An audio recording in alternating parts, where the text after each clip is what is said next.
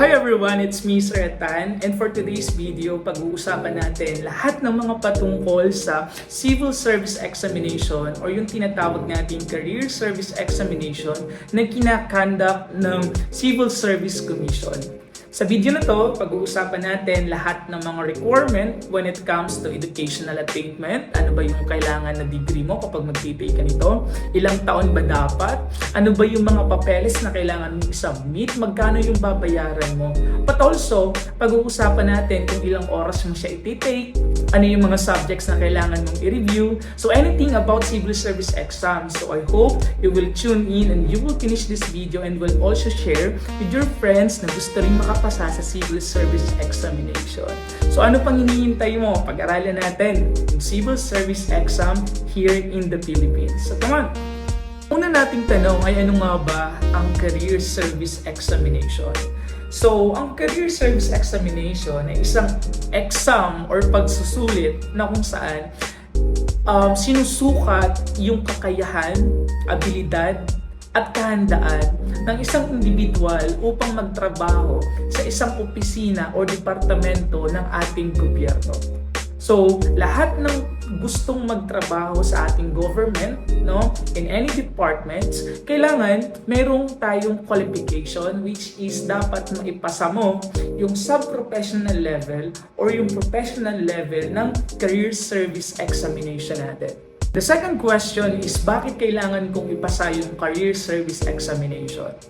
So, kailangan mong ipasa yung career service examination sapagkat ito lang yung isa sa pinakadahilan kung bakit magre-regular ka sa isang government position. So, anong ibig sabihin yan? Sa government kasi, meron tayong tatlong klase ng empleyado. Una, yung tinatawag nating job order or yung contractual. Pangalawa, yung tinatawag nating temporary or casual. At yung pangatlo, yung tinatawag nating permanent. So, technically, pwede ka naman talaga magtrabaho sa government offices kahit wala kang sub-professional level or professional level, kahit hindi ka pasado nun.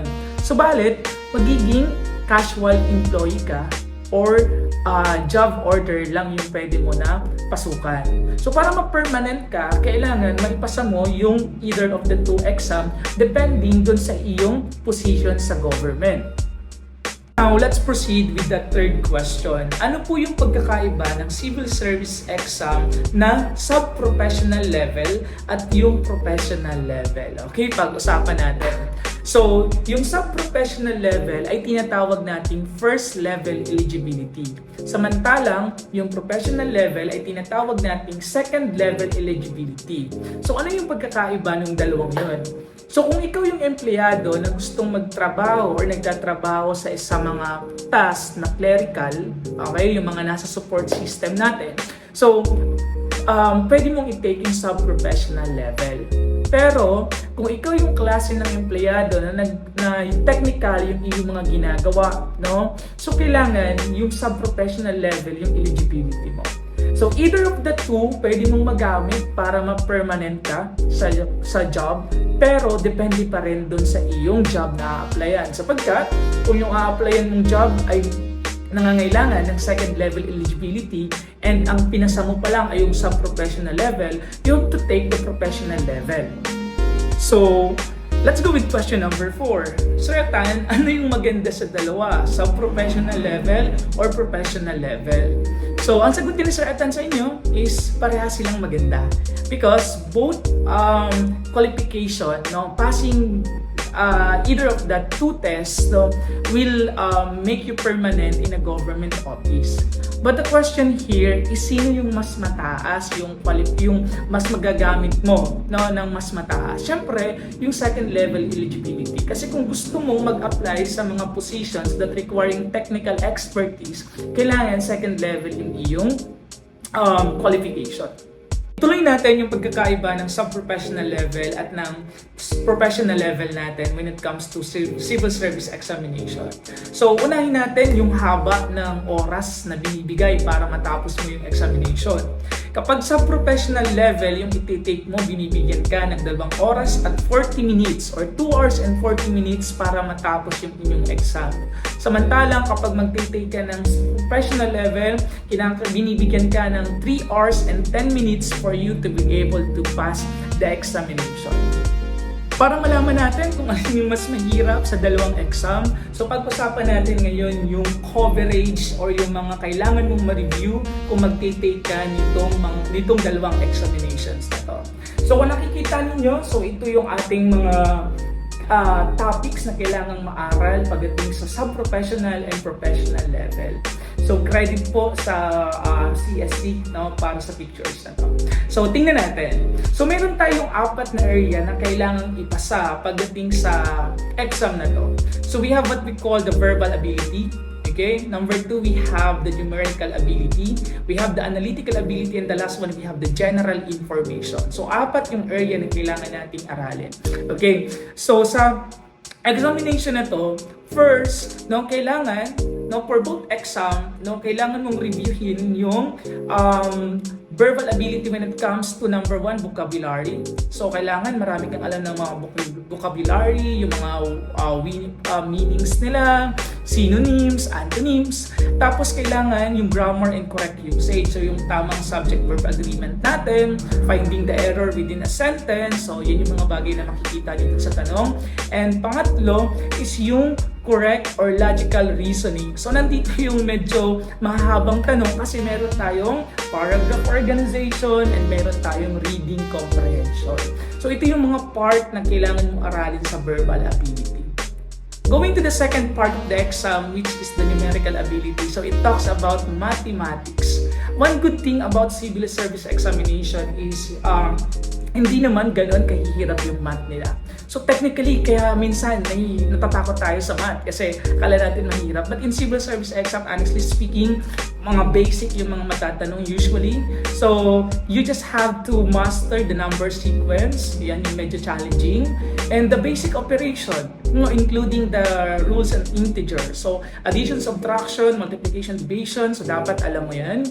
Tapos, the next part natin, dito, yung unahin natin yung number 4, yung general information. So, kailangan, alam mo yung Philippine Constitution, alam mo yung Code of Conduct and Ethical Standards for Public Officials and Employee, Order Public Act 6713, so babasahin mo yan. Yung mga peace and human rights issues and concepts, including yung mga environmental management and protection. So, yun yung mga general informations natin. So, bakit Sir Atan hinuli mo yung pangatlo, which is the analytical ability? Sapagkat, dyan nagkakaiba yung sub-professional at professional level. Kung titingnan ninyo nasa picture natin, which is also I will be commenting sa video natin, nakalagay kapag professional level yung i-take mo, mas madami yung kailangan mong aralin. Sapagkat nandyan yung word analogy, logical reasoning, so nandiyan yung identifying assumption, yung mga drawings, logic, and data interpretation. So kung titingnan natin, medyo complex kumpara dun sa sub-professional level na ang part lang po, instead of analytical ability, papalitan natin at gagawin natin siyang clerical ability. So, it only talks about filing, okay, yung pagpa-file, paano mo siya i-alphabetical, etc. And yung spelling. Okay, so yun yung titingnan natin. So kung titingnan natin, pagkukumparahin natin yung dalawa based dun sa lahat ng requirement, mas madami yung kailangan mong reviewin sa professional level. Okay?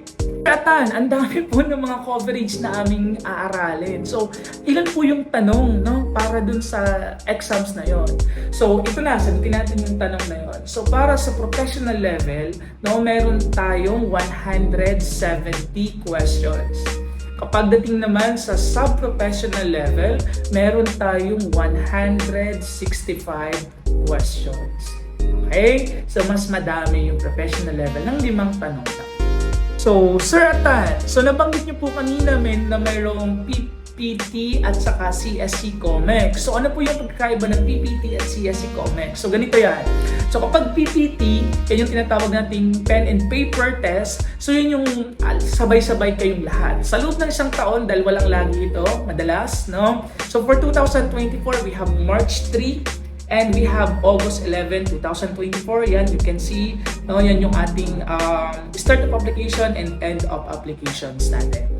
Okay? So now, ano po yung CSE COMEX? So, pwede kasi na magkapasa ka sa civil service exam nang hindi nagtitake nung national examination, yung marami kang kasabay. So, pwede kang mag-take ng computerized. Okay? So, para malaman mo kung paano ka mag-take ng computerized, so, you just have to go with the website ng CSE and pumunta ka dun sa website na kung natuturuan ka kung paano ka makakapag-take ng computerized. Okay? So for this video, alamin natin kung ano yung rating na kailangan mo, no, para pumasa ka sa civil service examination. So ito lang yung rule.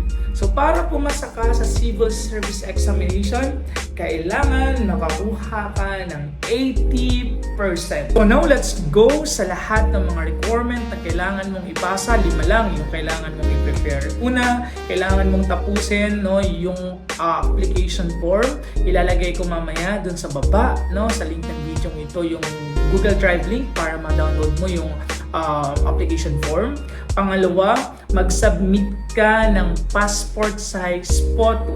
4 na piraso. Okay? 4 pieces of passport size photo. Ngayon, professional photo yun ha. So, dapat maayos yung iyong suot at dapat mayroong full name sa baba. Dapat yung inyong picture ay, yung inyong pangalan ay printed.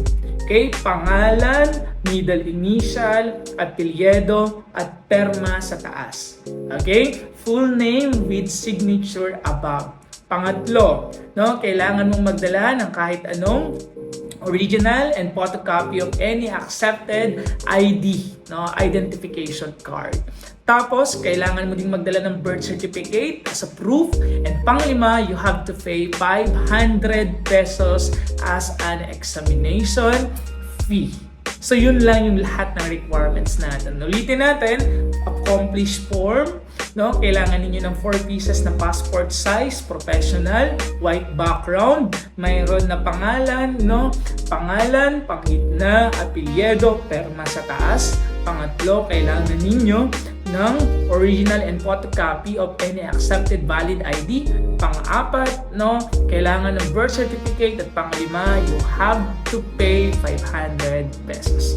And with that, maraming salamat po sa inyong lahat sa panonood ng video na to. Sana lahat ng katanungan, no, lahat ng inyong mga agam-agam na sagot, at sana maging excited kayong lahat na mag-take ng civil service examination para maging eligible kayo na mag-work kung gusto niyo magtrabaho sa government natin, no? So kung mayroon kayo po mga katanungan, pwede po ninyong ilagay sa comment section and sasagutin po natin yung lahat. And I hope you will also tune in and you will also follow this Facebook page because I will be posting materials, no, questions, and mga drills na pwede mong magamit sa pag-review mo ng civil service exam. Maraming salamat, and I am sincerely praying na pumasa ka sa civil service exam journey mo. Okay, see you in my next video.